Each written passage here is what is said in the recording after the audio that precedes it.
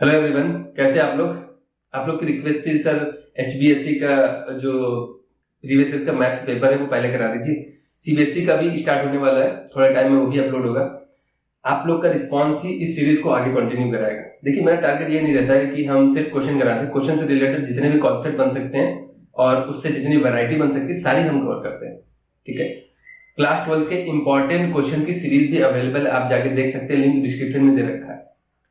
ये हम 2000 देखिए 4 सेट होते हैं, अगर हम 2 से 3 साल भी करा देंगे ना तो आपका बहुत सिलेबस कवर हो जाएगा उनसे ही, क्योंकि हम क्वेश्चन के साथ साथ बेसिक्स भी कवर करेंगे कि ये किस मेथड का है, किस तरीके से करते हैं। और रही बात, बिल्कुल डिटेल में स्टेप वाइज हम नहीं कराएंगे कि हाँ इसके बाद ये स्टेप लिखना है, फॉर्मूला भी मेंशन करना है। ये चीजें आपको पता होगी कैसे करना है, आप 12th में एग्जाम देने जा रहे हैं। फिर भी अगर कोई डाउट रहता है आपको कि पेपर किस तरीके से सॉल्व करना है, किस तरीके से अच्छे मार्क्स लाने हैं, क्या क्या मेंशन करना होता है, तो उसके लिए हम ऐसा करेंगे, टॉपर्स की जो कॉपी है वो हम अपलोड करा देंगे, आपको मिल जाएगी। बस आपको कमेंट करना है, तो हम वो जो टॉपर्स के जो टॉप बच्चे होते हैं उनकी आपको एक बुक अवेलेबल करा देंगे, आंसर शीट अवेलेबल करा देंगे, जिससे आपको पता चल जाएगा कि आंसर लिखते कैसे, वो भी बहुत मैटर करता है। और वीडियो के एंड में हम एक मेथड बताएंगे जिसके थ्रू आप मैक्सिमम मार्क्स स्कोर कर सकते हैं। ठीक है, किस तरीके से पेपर आपको सॉल्व करना है, कौन से सेक्शंस पहले उठाने, वो सारी चीजें हम लास्ट में डिस्कस करेंगे। ठीक है, तो चलिए स्टार्ट करते हैं। ये आपका 12 का 2020 का सेट 1 दे रखा है, यहां से हम स्टार्ट करते हैं। देखिए पहला क्वेश्चन क्या कह रहा है, let F real to real defined है, एफ एक्स की वैल्यू एक्स क्यूब दे रखी है और ऑप्शंस के हिसाब से हम देख सकते हैं कि हमें 1 1 ऑन 2 इनटू चेक करना है।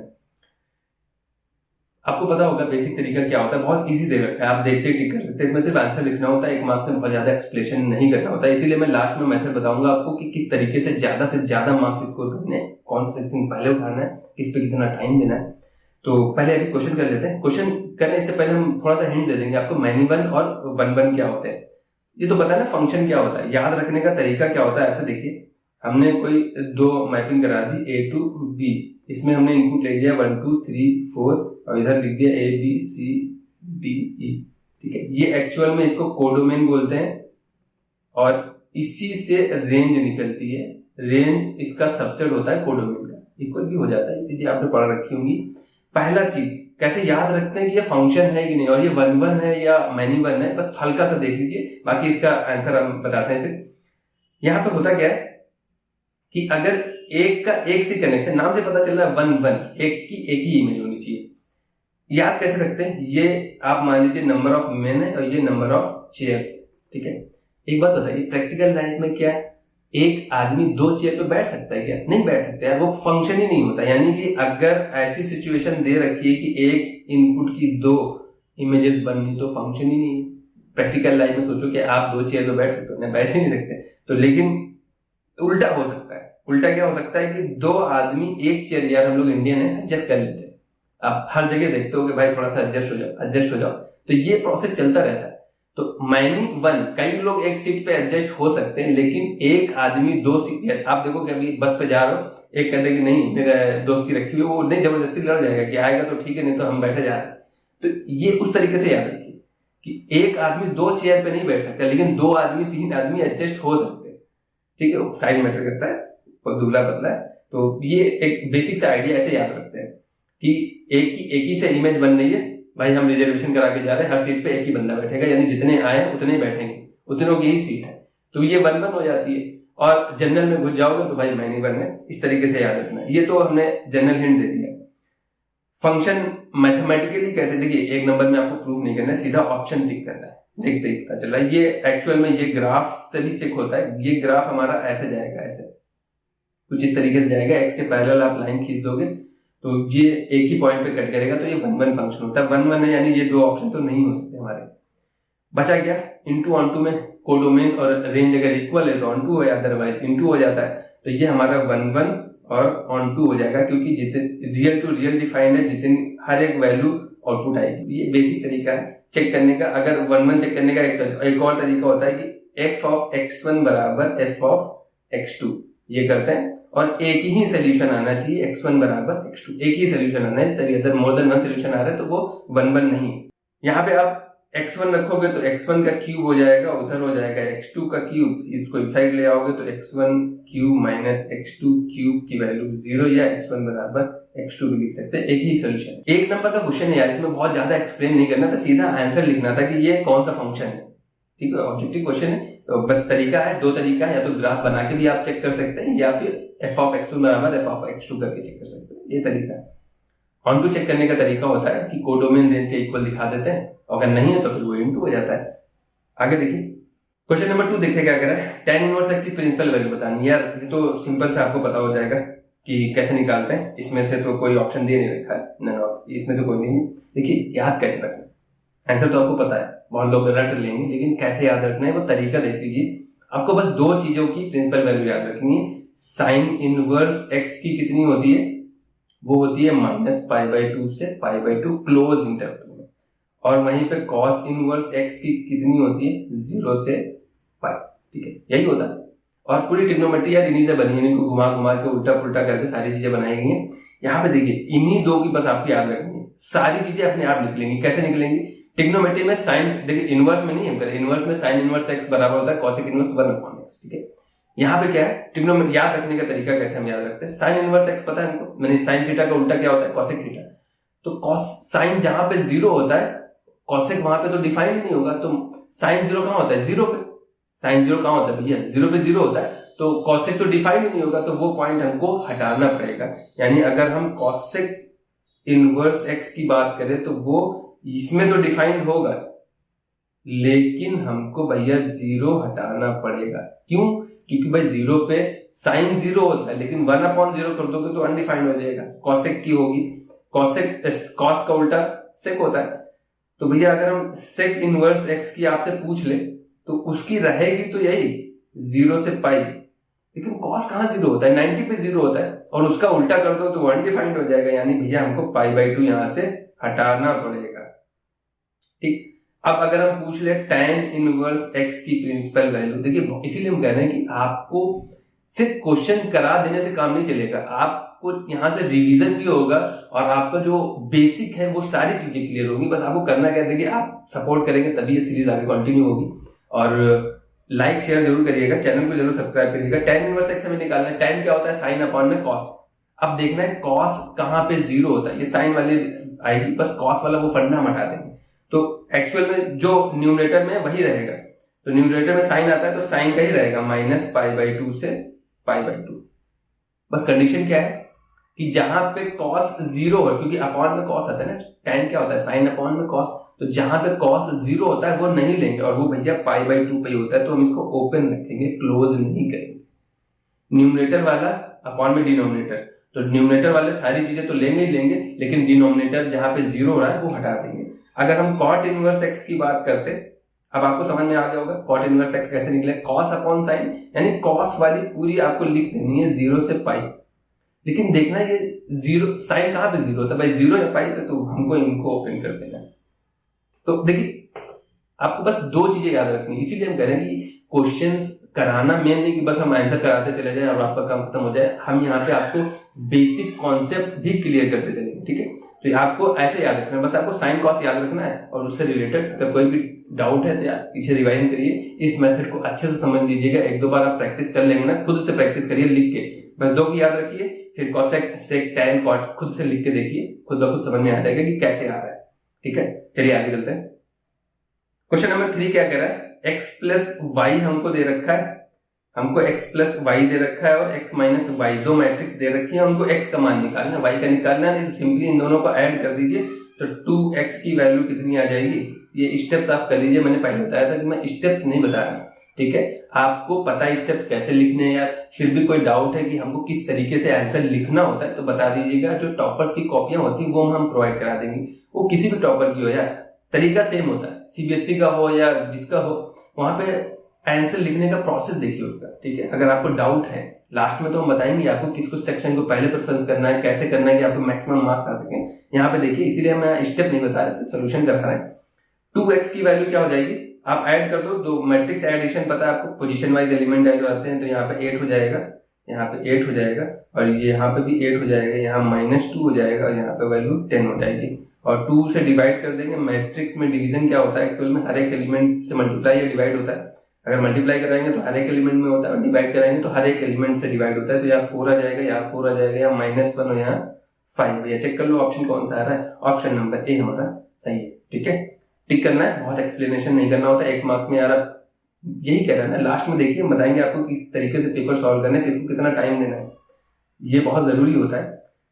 क्वेश्चन नंबर देखिए, ये भी अच्छा क्वेश्चन है। इसके बाद जो क्वेश्चन आया सही क्वेश्चन है। होता क्या है, मैट्रिक्स में अगर यही दिया होता कि मान लिया 2 3 5 7 इज इक्वल टू है x y z w के, तो यहां से हम डायरेक्ट कंपेयर करा देते हैं। x की वैल्यू 2 आ जाएगी, y की वैल्यू 5 आ जाएगी, लेकिन डिटर्मिनेंट में ऐसा नहीं करते। एक्चुअल में मैट्रिक्स सॉल्व करने के बाद एक मैट्रिक्स देता है, भले ही वो सिंगल एलिमेंट वाली मैट्रिक्स दे, नल मैट्रिक्स दे, यानी 0 जिसको हम लिख देते हैं, एक्चुअल में वो नल मैट्रिक्स होता है। यहाँ पे क्या है, डिटर्मिनेंट एक नंबर होता है। ये एक्चुअल में एक नंबर है और ये एक नंबर है। यहाँ पे आप पोजीशन वाइज इक्वल मत करा दीजिएगा कभी। ये जो सीधा सीधा लाइन बनी है, ये डिटरमिनेंट को रिप्रेजेंट करती है, तो यहाँ पे सॉल्व करके ही इक्वल कराते हैं। ये बेसिक पता होगा, यहाँ बस सिंपली सॉल्व कर देना। इसका डिटरमिनेंट हो जाएगा 2 - 20 is equal to 2x square minus का 24। तो ये 2x स्क्वायर माइनस 24 की वैल्यू -18 हो जाएगी। तो 2x स्क्वायर की वैल्यू उधर जाएगा तो ये 6 बचेगा। तो x स्क्वायर की वैल्यू 3 आएगी, यानी x की वैल्यू ±√3 जो ऑप्शन में नहीं दे रखा है। इसका मतलब हमारा आंसर क्या आएगा, नन ऑफ दीज। ठीक है, इजी क्वेश्चन है, इसमें बहुत ज्यादा एक्सप्लेन करने की जरूरत नहीं है। अगला क्वेश्चन देखिए क्या कह रहा है, सेक tan√x का हमको सिंपली डिफरेंशिएशन करना है। बहुत इजी है, 1 मार्क्स का क्वेश्चन है। सिंपल चेन रूल लगा के कर दीजिए। y लेट कर लीजिए, let y is equal to sec tan√x। ठीक है, हमको पता है चेन रूल कैसे लगता है। फिर भी कोई डाउट है आप जाके वीडियो देख सकते हैं, प्लेलिस्ट अवेलेबल है, पूरा डिफरेंशिएशन मैंने करा रखा है। इसको हम x मान लेते हैं, इसको हम एज t मान के चलते हैं। अब मन मानिए पूरा पूरा x है, तो sec x का डिफरेंशिएशन क्या होता है, लिख दीजिएगा differentiation with respect to x, dy by dx, क्योंकि हमें इसमें सॉल्यूशन शो करना पड़ेगा। dy by dx sec x का क्या होता है, sec x की जगह क्या दे रखा है, वो भाई एज इट इज रहेगा tan x into sec x into tan x होता है, तो tan x। ठीक है, इंटू में tan x क्या करेंगे अब हम, तो यहाँ पे हम मेंशन कर रहे थे dy by dx of tan√x। ठीक है, अभी ये एज इट इज रहेगा, tan x का कर देंगे तो क्या रहेगा, ये sec tan√x as it is रहेगा, इनटू में tan√x एज इट इज रहेगा, इनटू में tan x का क्या होता है, sec स्क्वायर, x की जगह √x है, और x का करेंगे तो क्या हो जाएगा 1/2√x।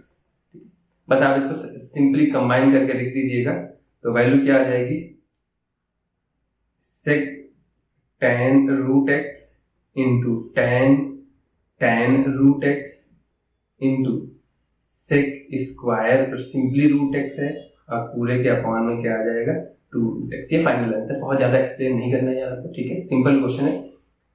आगे देखिए 6th नंबर क्वेश्चन है, वो ऑप्शन वाला है। इसमें तो आपको सिर्फ आंसर टिक करना है, मतलब आंसर लिख के आना है। क्वेश्चन नंबर इसका ये पार्ट आएगा। क्वेश्चन क्या कह रहा है, fx दे रखा है हमारा, fx दे रखा है हमारा x³ - 3x + 4, इसका मैक्सिमा एंड मिनिमा बताना है। बहुत इजी तरीका है करने का, ठीक है, लेकिन यहाँ पे आपको एक्सप्लेन तो करना नहीं है यार, सिंपल आंसर लिखना है। कैसे करना है, शॉर्ट तरीका देखिए क्या होता है।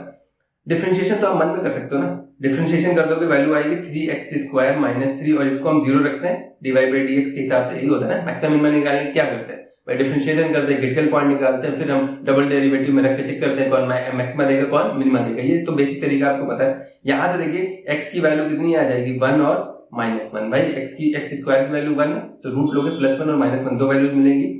मुझे पता चल गया ये 0 नहीं होगा, इन्हीं में से ये 2 ऑप्शन तो नहीं हो सकते। ठीक है, मेरा 2 ही आंसर आएगा, और सिंपल था यार। अब डबल डेरिवेटिव निकालने में मेहनत करो, या सिंपली यहाँ पे इसका डबल डेरिवेटिव कितना आ जाएगा, 6x, और x प्लस वाले देखो, डबल डेरिवेटिव पॉजिटिव देता है वो मिनिमा होता है, और निगेटिव देता है वो मैक्सिमा होता है। ये अगर इसमें डाउट है ना, तो यार ये बेसिक में जब कराऊंगा तो उसमें आप समझ लीजिएगा, बहुत अच्छे से समझाएंगे क्यों होता है ऐसा।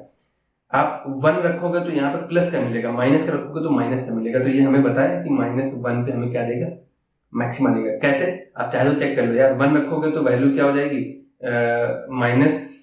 3+4 1 बचेगा और 2 वैल्यू आएगी, और लेकिन -1 रखोगे तो ये 4 3 7 हो जाएगा और उसमें से सिर्फ 1 कम होगा, 6 आएगी वैल्यू। समझ में आ रहा है? तो ये तरीका बेसिक है। आप पूरा एक्सप्लेन नहीं करना है, इसमें सिंपल करना क्या होता है, एक नंबर के क्वेश्चन में बहुत ज्यादा एक्सप्लेन नहीं करना, शॉर्ट तरीका अपनाइए, सीधा मन में डिफरेंशिएट करिए। तो हम डायरेक्ट टिक कर देते देखते हो, लेकिन आपके सामने मुझे एक्सप्लेन करना पड़ रहा है। सिंपल है, सिर्फ आंसर लिखना है, इसलिए यहाँ पे टाइम बचाना है आपको। जो आगे के जो बड़े क्वेश्चन होते हैं ना, वहां पे टाइम देना है। देखिए मैं बताऊंगा लास्ट में आपको क्या करना होता है। अगला क्वेश्चन देखिए क्या कह रहा है, fx log sin x is strictly decreasing। या देखिए स्ट्रिक्टली इंक्रीजिंग डिक्रीजिंग का कॉन्सेप्ट क्या होता है कि डेरिवेटिव निकालते हैं वो हमेशा पॉजिटिव है तो स्ट्रिक्टली इंक्रीजिंग है, और हमेशा नेगेटिव है तो स्ट्रिक्टली डिक्रीजिंग है। तो इसका डेरिवेटिव क्या हो जाएगा, log x का, यहाँ पे ऑप्शन है, बहुत ज्यादा एक्सप्लेन नहीं करना यार, सिंपल टिक करना है आंसर। तो log x sin x का क्या हो जाएगा, 1/sin x और sin x का cos x, यानी ये जो f' आ रहा है इस फंक्शन में वो आ रहा है अपना cot x। ठीक है, cot होता क्या है, cos/sin से। ठीक है, अब किस क्वाड्रेंट में, देखिए ये तो हम ले नहीं सकते, इसमें तो फर्स्ट और सेकंड दोनों क्वाड्रेंट ले लिए, इसमें इंक्रीजिंग भी होगा डिक्रीजिंग भी होगा, ये तो ऑप्शन हो ही नहीं सकता था। ठीक है, इन दोनों में से एक देखना, फर्स्ट क्वाड्रेंट में सभी पॉजिटिव होते हैं। ठीक है, और सेकंड क्वाड्रेंट में π/2 से पाई, हमको तो यहाँ पे डिक्रीजिंग दिखाना है यानी निगेटिव दिखाना है, तो ये भी आंसर नहीं होगा, आंसर क्या हो जाएगा, बी पार्ट हमारा आंसर आ जाएगा। समझ में आ रहा है क्यों हो रहा है, क्योंकि सेकंड क्वाड्रेंट में हमारा कॉस नेगेटिव हो जाता है, साइन पॉजिटिव रहता है, और डिवाइड करोगे तो ओवरऑल नेगेटिव ही मिलेगा, तो सेकंड क्वाड्रेंट हो जाएगा। फर्स्ट में तो सभी पॉजिटिव होता है, उसका तो सोचना ही नहीं था, सेकंड में सोचना था हमको। तो यहाँ पे बस बेसिक कॉन्सेप्ट लगना है, डेरिवेटिव निकालना है और देखना है किस इंटरवल के लिए ये हमेशा निगेटिव है, वो हमारा सेकंड क्वाड्रेंट के लिए। tan inverse x upon 1 + x² dx, इसका हमें इंटीग्रेशन करना है। तो देखिए ये सब्स्टिट्यूशन वाला मेथड है, ये भी लेक्चर ऑलरेडी अवेलेबल है, आप चाहे देख सकते हैं। यहाँ पे हमें देखना है कि dx के साथ दो फंक्शन दे रखे हैं, एक दे रखा है tan इनवर्स x और एक दे रखा है 1/1 + x²। तो आपको ये सोचना है किस फंक्शन के डिफरेंशिएशन दे रखा है, tan इनवर्स x का डिफरेंशिएशन दे रखा है या 1/1 + x² का डिफरेंशिएशन दे रखा है। तो हमें पता है tan इनवर्स x का डिफरेंशिएशन दे रखा है, तो आपको बस लेट कर लेना है, लेट tan इनवर्स x को t डिफरेंशिएशन करोगे तो 1/1 + x² और ये dt/dx, यानी कि 1/1 + x² dx की वैल्यू क्या आ जाएगी, dt। तो ये अपना क्वेश्चन किस में रिड्यूस हो जाएगा, हमने इंटीग्रेशन लगाया, tan इनवर्स x की जगह t रख दिया, और ये जो पूरा फंक्शन था 1/1 + x² dx, इसकी जगह क्या आ जाएगा, और dt। इसको तो सिंपली इंटीग्रेट कर सकते हैं, t² / 2 + c, और t की वैल्यू वापस से रख दो तो ये वैल्यू आ जाएगी भैया tan इनवर्स x का होल स्क्वायर अपॉन में 2 + ये आंसर हो जाएगा। ठीक है, आपको अपनी सुंदर सुंदर राइटिंग में लिख देना, बस आपको मार्क्स मिलेंगे। अगला क्वेश्चन देखिए क्या कह रहा है, -π/2 से π/2 sin³ x cos³ x dx की वैल्यू बतानी। यार इसका आंसर क्या आ जाएगा, 0, कुछ नहीं। कैसे, हम एक्सप्लेन कर देते हैं, वो देख लीजिए, बहुत इजी क्वेश्चन है। जब भी आपको -a से a के बीच में कोई फंक्शन दे रखा हो, और भैया एक नंबर के मार्क्स में इतना खतरनाक क्वेश्चन तो देंगे नहीं, सिंपल सी बात है, वो कोई तरीका, कोई इन्होंने प्रॉपर्टी अप्लाई की है जिससे ये इतना इजी हो गया। जब भी -a से a के बीच में आपका फंक्शन दे रखा हो, तो हम एक चीज जरूर चेक करते हैं, कहीं ये इवन फंक्शन या ऑड फंक्शन तो नहीं है। ठीक है, इवन ऑड चेक करने की फंक्शन की वो क्या होता है कि x की जगह -x रखते हैं, कोई चेंजमेंट ना आए तो वो हमारा इवन है, भाई x² है। आप -x रखोगे कोई फर्क तो पड़ेगा नहीं, तो वो cos x है, -x रखोगे कोई फर्क नहीं पड़ेगा। लेकिन अगर आप x की जगह -x रख दो और माइनस भैया बाहर आ जाए, तो वो फंक्शन हमारा क्या होता है, ऑड। सिंपल जो आपने रियल लाइफ में पढ़ रखा है चीजें, उसी से रिलेटेड याद रखा करिए कि आप भाई साइन में माइनस रखोगे माइनस बाहर आ जाता है, कॉस में माइनस रखोगे तो कोई इफेक्ट नहीं पड़ता, x³ में माइनस रखोगे तो -x³ हो जाता है। ये ऑड फंक्शन होता है ना, पावर ऑड है। इस तरीके से हम याद रखते हैं, ये ऑड फंक्शन है। तो यहाँ पे देखिए, अगर साइन स्क्वायर होता तो कोई दिक्कत नहीं थी, वो इवन ही रहता, साइन चेंज नहीं होता उसका। लेकिन यहाँ पे साइन क्यूब दे रखा, ऑड फंक्शन, उसकी पावर भी ऑड है, तो साइन चेंज हो जाएगा। और इस सिचुएशन में फंक्शन हमारा क्या हो जाता है, f(x) + f(-x) dx हो जाता है ना, 0 to a। तो ये तो एज इट इज रहता है, ये f(x) और ये -f(x), ओवरऑल क्या आ जाता है, 0। और अगर एक्सप्रेशन करना है तो सिंपली आप एक्सप्लेन कर दीजिएगा कि फंक्शन हमारा, ये जो फंक्शन दे रखा है, ये भाई साहब आपने ऑड फंक्शन दे रखा है, fx एज इट इज है, sine cube x into cos square x, और एफ ऑफ माइनस एक्स क्या आ जाएगा, साइन से माइनस बाहर आ जाएगा, यानी minus sine cube x into cos square x हो जाएगा। और ये प्रॉपर्टी क्या कहती है, प्रॉपर्टी मेंशन कर दीजिए ये वाली, कि अगर ऐसा सिचुएशन दे रखा है आपने तो भैया ये हो जाता है एफ ऑफ एक्स 0 से ए, माइनस ए से ए दे रखा था, 0 से F of x plus F of minus x, तो भैया माइनस माइनस दोनों कैंसिल आउट हो जाएंगे, वैल्यू 0 हो जाएंगे। कुछ एक्सप्लेन नहीं करना, एक नंबर का क्वेश्चन है यार। कॉन्सेप्ट समझ में आ रहा है क्या, जब भी आपको माइनस ए से ए इंटीग्रेशन मिल जाता है तो एक बार इवन ऑड वाली प्रॉपर्टी जरूर चेक कर लेना, बहुत जगह अप्लाई होती है, ठीक है। अगला क्वेश्चन क्या कह रहा है, find the degree and order. ये तो यार बहुत इजी क्वेश्चन है, ये आपको बताना है इसकी डिग्री ऑर्डर कितनी आएगी, आपको बस कमेंट करना है कि इसकी डिग्री ऑर्डर कितनी आएगी, ठीक है। क्वेश्चन नंबर जो दे रखा है 10th नंबर, इसको आपको डिग्री और ऑर्डर कमेंट करना है, इसका कितना है। आगे देखते हैं, आगे अगला पार्ट कह रहा है कि अपना solve the differential equation. Differential equation solve करनी बहुत इजी है। इस वाले डिफरेंशियल इक्वेशन में क्या करना है भाई, जिसके रिस्पेक्ट में कर रहे हैं वही फंक्शन उसके साथ होना चाहिए। तो यहाँ पे dy दे रखा है और y वाला फंक्शन उधर है, तो ये हो जाएगा 1/1 प्लस वाई स्क्वायर dy, और उधर हो जाएगा 1/1 प्लस एक्स स्क्वायर dx। यार हम सुंदर सुंदर भाषा में नहीं लिख रहे हैं, ये आपका काम है, आपको मार्क्स सिक्योर करना है। यहाँ पे आपको मेथड समझना है, कॉन्सेप्ट समझना है, कैसे करना है। तो ये समझ में आ गया, हमने y वाला पार्ट इधर भेज दिया, x वाला पार्ट उधर भेज दिया, dx भी उधर भेज दिया और उसका इंटीग्रेशन कर दिया बोथ साइड। ये हमें पता है tan इनवर्स x किसके डिफरेंशिएशन से आता है, tan इनवर्स x से, तो अब हम इसका इंटीग्रेशन कर रहे हैं तो उल्टा होता है, तो ये वैल्यू हो जाएगी tan इनवर्स y और ये वैल्यू हो जाएगी tan inverse x plus c। चाहे आप इसको साइड ले जाइए चाहे इसको साइड ले जाइए, कोई फर्क नहीं पड़ता, tan inverse x minus tan inverse y plus c, ऐसे भी लिख सकते हैं, ये सब कोई इधर ला के लिख सकते हैं, या और सिंपल करना है तो इनको भैया हम वो फॉर्मूला भी अप्लाई कर सकते हैं। tan inverse x minus tan inverse y क्या होता है, tan inverse x minus y upon 1 plus xy plus c। इस फॉर्मेट में भी ऑप्शन में अगर दे रखा हो तो ऑप्शन में ऐसा भी दे सकता है, ठीक है। तो आपको कॉन्सेप्ट समझ में आना चाहिए क्या है, लिख तो आप लो ही यार, आपको 12th का एग्जाम देना है, कॉन्सेप्ट समझिए कैसे करना है क्वेश्चन को। नेक्स्ट क्वेश्चन देखिए क्या कह रहा है, a bag contains 4 white and 6 black balls, ठीक है, 2 balls are drawn at random with replacement, find the probability both. यार बहुत इजी क्वेश्चन है, ये आप खुद से कर सकते हो, लेकिन यहाँ पे हम दो तरीके बताएंगे। यहाँ पे एक्चुअली इस क्वेश्चन को घुमा के भी पूछ सकता था। क्वेश्चन में क्या कर रहा है, एक बैग में 4 व्हाइट बॉल है और 6 ब्लैक बॉल है, ठीक है। क्वेश्चन में अगर विदाउट रिप्लेसमेंट पूछता तो थोड़ा इंटरेस्टिंग क्वेश्चन बन जाता। यहाँ पे क्या है कि सिंपली हमसे पूछ लिया गया कि हमने भैया एक ब्लैक बॉल निकालनी है और टोटल 10 बॉल है, ये तो प्रोबेबिलिटी होती है फेवरेबल अपॉन में टोटल। अब वो बॉल निकाल ली, उसको देखा हमने, इसे वापस से बैग में डाल दी, तो बैग में अभी भी टोटल बैग उतनी बॉल होगी और फिर से हमें एक ब्लैक निकालनी है टोटल। इसको आप सॉल्व कर लीजिए, तो ये हो जाएगा 9/2 to 4 25, ठीक है। इसको आप सिंपल कर लीजिएगा। एक अगर पूछता विदाउट रिप्लेसमेंट कैसे निकालना है, ठीक है, ये इस कॉन्सेप्ट को समझ लीजिए कैसे। एक ब्लैक बॉल निकालनी है तो टोटल हो गई 10, ये तो पहली बॉल तो हम सिंपल जैसे कर निकालना है, चाहे विद रिप्लेसमेंट हो चाहे विदाउट रिप्लेसमेंट हो, कोई फर्क नहीं पड़ा। दूसरी बॉल में चेंजमेंट आता है। यहाँ पे क्या किया था भैया, बॉल हमने देखी वापस से बैग में रख दी, बैग में कोई चेंजमेंट नहीं हुआ, लेकिन अभी क्या हुआ, वो बॉल देखी और हमने वो अपने जेब में रख ली, बैग में नहीं रखी, तो बैग में हुआ क्या, ओवरऑल कितनी बॉल बची, 9 बॉल बची। और कौन सी रखी थी हमने, ब्लैक वाली, तो कम तो ब्लैक वाली होगी, व्हाइट वाली तो कम नहीं होगी, तो वो अब कितनी बची, ब्लैक बची 5। इसी को अगर हम फॉर्मूले से करते हैं तो 2 बॉल सेलेक्ट करनी है, तो 6 में से 2 बॉल सेलेक्ट करेंगे और टोटल 10 में से 2 बॉल सेलेक्ट करेंगे, आंसर यही आता है। चाहे आप इस तरीके से करो या बेसिक समझ के करो, आंसर सेम आता है। तो इसको कैंसिल आउट कर लो, 2 और ये हो जाएगा 3 और ये हो जाएगा 3, यानी 1/3। उस केस में हमारा 1/3 आंसर है, ठीक है। तो कॉन्सेप्ट समझिए क्या है, विद रिप्लेसमेंट भी पूछ सकता है और विदाउट रिप्लेसमेंट भी पूछ सकता है। आगे देखिए क्वेश्चन क्या कह रहा है,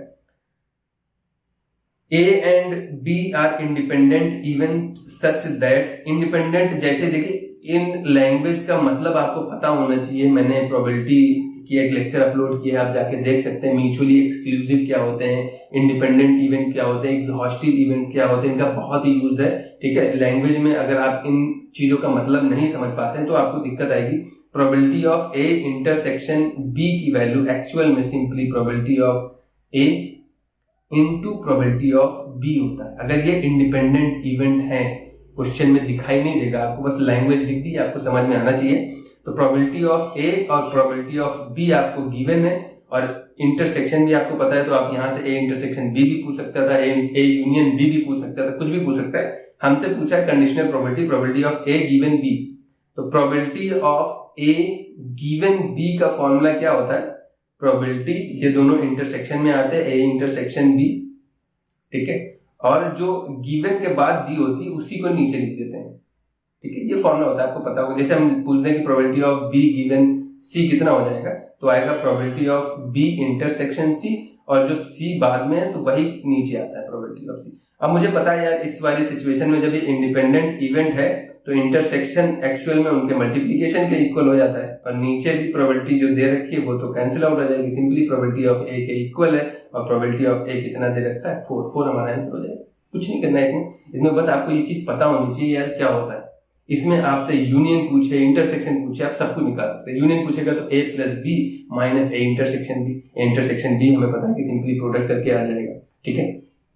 तो ये देख लीजिए, और इंडिपेंडेंट है तो मैं कह रहा हूं कि ये मैं आपको एज होमवर्क दे रहा हूं, बहुत अच्छा क्वेश्चन है, बहुत बार पूछा जाता है कि probability of A union B आपको प्रूव करना है कि अगर ए और बी इंडिपेंडेंट इवेंट है तो वैल्यू आएगी 1 minus probability of A not into probability of B not. ये आज आप एज अ होमवर्क लिख लीजिए, ये आपको खुद से ट्राई करना है कि अगर ए और बी इंडिपेंडेंट इवेंट्स हैं तो ए यूनियन बी कैसे नहीं, ये प्रूफ करना होता है। ये प्रूफ करने के लिए आता है कि probability of A union B is equal to 1 minus probability of A not into probability of B not. ये आपको करना है, ये आपको एज अ होमवर्क है, आप करिएगा, कमेंट करिएगा। नहीं आता है तो इससे जितने भी वैरायटी बन सकते हैं वो हम करा देंगे। एक चीज ध्यान रखिए कि अगर इंडिपेंडेंट इवेंट दे रखे हैं तो probability of A given B probability of A के इक्वल आता है, probability of B given A probability of B के इक्वल है। इंडिपेंडेंट है यार, क्यों? क्योंकि अगर आप ये निकालोगे तो probability of A intersection B आएगा, वो probability of A into probability of B के हो जाएगा, और ये चीज नीचे आएगी जो बाद में दे रखी होती है वो अल्टीमेटली कैंसिल ही हो जाता है, ठीक है। तो जो पहले दे रखा होगा इंडिपेंडेंट के केस में वही आंसर हो जाता है, कुछ करना नहीं होता है। तो ये आप कर लेना, डेटा मैंने नहीं लिखा। अगला पार्ट देखिए क्या कह रहा है, a random variable x has following probability distribution find के। यार बहुत इजी है, प्रोबेबिलिटी डिस्ट्रीब्यूशन जितना भी आप एक प्रोबेबिलिटी को जितना भी डिस्ट्रीब्यूट कर दो लेकिन उसका सम तो बन ही रहेगा ना। तो यहाँ पे इन सब को ऐड कर देना है, तो 0 प्लस के plus 2k plus 3k plus 2 बार 2k है तो 2 बार लिखना पड़ेगा, 3k plus k square plus 2k square plus 7k square plus k की वैल्यू क्या हो जाएगी 1। तो ये कितना हो जाएगा 3 2 5 2 7 1 8k प्लस का 8 7 3 10k स्क्वायर और प्लस k एक और बचा है 1, यानी 10k square plus 9k plus -1 is equal to 0 हो जाएगा। k की वैल्यू निकालनी सिंपली इससे इसके फैक्टर हो जाएंगे, तो यहाँ पे हो जाएगा 10k square plus 10k minus k minus 1 is equal to 0। तो 10k कॉमन ले लोगे तो वैल्यू बचेगी k प्लस 1 माइनस 1 कॉमन ले लोगे तो k प्लस 1 इक्वल टू 0। तो k प्लस 1 और 10k माइनस 1 इक्वल टू 0। मुझे पता है ये 0 नहीं हो सकता, k की वैल्यू -1 पॉसिबल नहीं है, तो k की वैल्यू कितनी आ जाएगी 1/10। 0 हो सकता है लेकिन पॉसिबल नहीं है। 0 आप k की वैल्यू -1 लिख दोगे लेकिन कह देना ये पॉसिबल नहीं है क्योंकि प्रोबेबिलिटी है, माइनस नहीं पॉसिबल है, तो k की वैल्यू 1/10 आती है। बस इतना करना है, सिंपली सबको जोड़ देना है और 1 के इक्वल करा देना, k की वैल्यू निकालनी है, कोई भी क्वाड्रेटिक जो भी बने आपको बस वैल्यू निकाल देनी।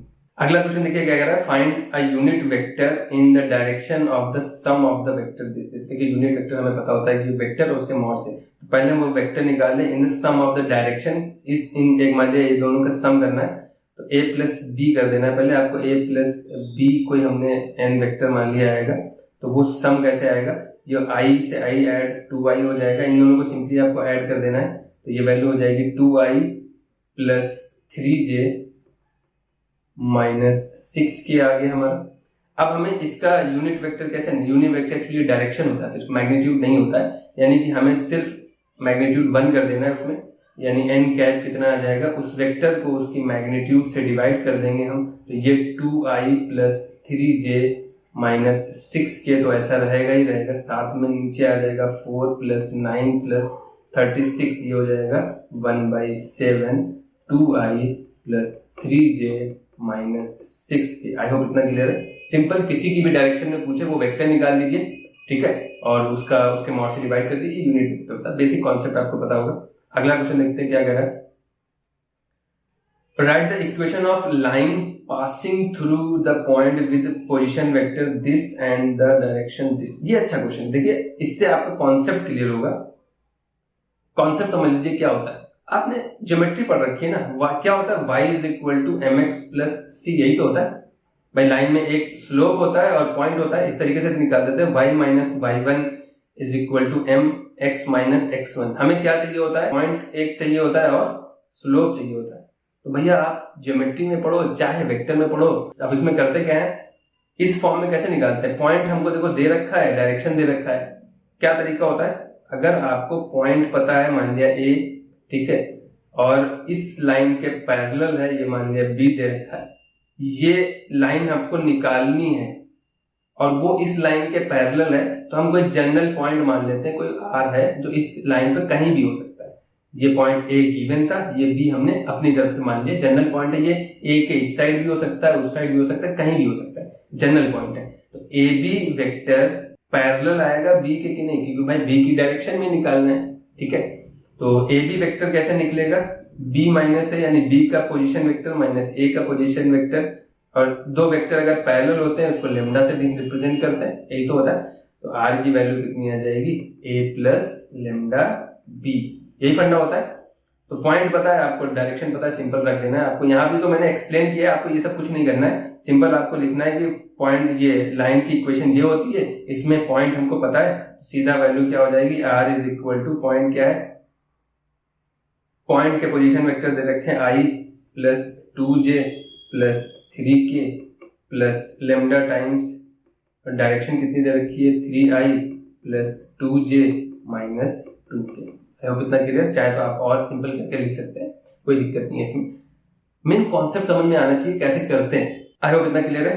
अब इसी को कई उस फॉर्म में भी लिख देते हैं x, अब भाई इसको इस साइड ले आओगे तो x माइनस 1 अपॉन में डायरेक्शन 3, y माइनस में 2 अपॉन में डायरेक्शन 2 और z माइनस 3 अपॉन में डायरेक्शन माइनस 2। ठीक है, तो ये तरीका भी आपको पता है, तो आप चाहे ऐसे भी लिख सकते हैं, चाहे इस तरीके से रिप्रेजेंट कर सकते हैं। मेन कॉन्सेप्ट समझ में आना चाहिए कैसे होता है। ये वाली आती इसी से, ये वाला जो कोऑर्डिनेट है, ये वाला फॉर्म आता इसी से। ये भाई a को इस साइड ले आएंगे और दोनों को इक्वल करा देंगे, ij के कोएफिशिएंट इक्वल करा देते हैं, वैल्यू आ जाती है। देखिए इस पार्ट में हम इतने रखते हैं यार, एक एक सेक्शन करके कंप्लीट करा देंगे, क्योंकि हमें कॉन्सेप्ट भी क्लियर करने होते हैं, सिर्फ आंसर नहीं कराना होता है, आंसर कराते चले जाए। उससे रिलेटेड अगर लगेगा कि हाँ ये कॉन्सेप्ट एक्सप्लेन करना है आपको बहुत जरूरी है, वो हम जरूर एक्सप्लेन करेंगे। बस आपको सपोर्ट यार चाहिए। वीडियो अच्छी लग रही है तो लाइक शेयर जरूर करिएगा। अभी मैंने जैसे स्टार्टिंग में बताया था कि आपको किस तरीके से पेपर अप्रोच करना है, पेपर किस तरीके से सॉल्व करना है। देखिए हम हमेशा बच्चों से यही कहते हैं कि आप बड़े सेक्शन को पहले प्रेफरेंस दिया करिए। होता क्या है, मैंने देखा कई बच्चे स्टार्टिंग के क्वेश्चन में बड़ा टाइम देते हैं। यार एक नंबर का क्वेश्चन है, उसको आप जितना भी सजा के रखोगे वो आपको 1.5 नहीं देने वाला, वो एक ही देगा, ठीक है। लेकिन बड़े क्वेश्चंस में अगर आप थोड़ी सी भी राइटिंग जल्दबाजी में थोड़ा गलत भी कर दोगे तो उसमें मार्क्स कटने के चांसेस हैं। तो प्रेफरेंस मेरी यही रहती है कि हम बड़े वाले सेक्शंस को पहले करें, ठीक है। लास्ट में 10, 15, 20 मिनट भी बचा है ना, तो आप खींच के बस आंसर भी लिख दोगे ना तो 1 मार्क्स देगा ही देगा। आंसर सही है ना, तो अगर कुछ काटेगा भी तो कितना काटेगा यार उससे। आप सोचो ना, अगर आप यहाँ पे 6 क्वेश्चन छोड़ देते तो आपके 6 मार्क्स जाएंगे, अगर वहां का एक क्वेश्चन छूटता है तो आपके पूरे 6 मार्क्स चले जाएंगे। तो प्रेफरेंस यही रहती है कि हम पहले बड़े सेक्शंस को उठाएं, कूदिए मत बंदरों की तरह। ये नहीं कि इस सेक्शन से एक उठाए, उस सेक्शन से एक उठाया, आप पूरा सेक्शन उठाइए, पहले आप पेपर देखिए, ठीक है। उसमें आप अपना प्रेफर सेक्शन चूज करिए कि हाँ इस सेक्शन के मुझे मैक्सिमम क्वेश्चंस आते हैं, अच्छे सारे क्वेश्चन आते हैं, बहुत अच्छी बात है। तो आप किसी तरफ से शुरू कर दीजिए, लेकिन आपको टाइम मैनेजमेंट देखना है कि आपको इस सेक्शन को पहले स्टार्टिंग के सेक्शन को 15-20 मिनट देना है, आधा घंटा देना है, या आपको फिक्स करके चलना है। ये नहीं कि मार्क्स सजा के लिख देने से मार्क्स नहीं मिलते, ठीक है। और अगर आप कमेंट करोगे तो हम टॉपर्स की कॉपी भी अवेलेबल करा देंगे। तो यही मेरा कहना है कि आप पहले बड़े मार्क्स को फोकस किया करिए, उनको पहले करिए। लास्ट के 10, 15, 20 मिनट में आप खींच के भी लिख दोगे, एक आध क्वेश्चन छूट जाएगा तो 1-2 मार्क्स छूटते हैं, लेकिन अगर वो 4 या 6 वाला एक क्वेश्चन भी छूट जाता है बहुत खलता है। ठीक है, आप मान लीजिए अगर 2 क्वेश्चन छूट गया तो आप कहाँ 100 में कॉम्पिटिशन करोगे। ठीक है, तो नेक्स्ट वीडियो मिलते हैं यार, बस लाइक शेयर जरूर करिएगा। और हाँ, इसका जितना भी रिस्पॉन्स मिलेगा उसी के आधार पे हम आगे के जो लेक्चर्स हैं, आज आगे के जो पार्ट्स हैं, हम बहुत जल्दी अवेलेबल करा देंगे। तो नेक्स्ट वीडियो मिलते हैं। Thank you.